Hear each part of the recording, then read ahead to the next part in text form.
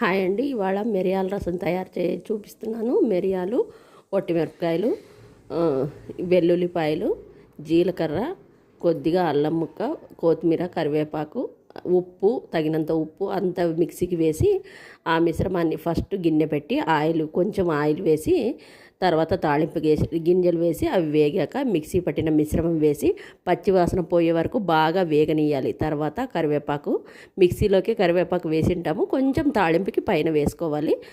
అది వేగినిచ్చాక తర్వాత జారు కడుక్కొని కొంచెం పసుపు వేసుకోవాలండి, కలర్ కోసము. పసుపు యాంటీబయాటిక్ ఆల్సో.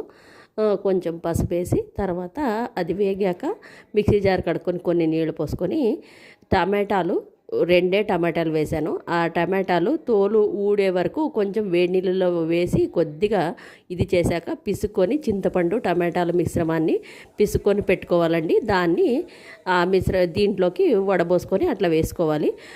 కొద్దిగా బెల్లం ముక్క, కొంచెం కరివేపాకు బాగా తెరలనిచ్చాక కొంచెం కొత్తిమీర వేసుకొని దించుకోవడమేనండి. ఇది జ్వరం వచ్చిన వాళ్ళకి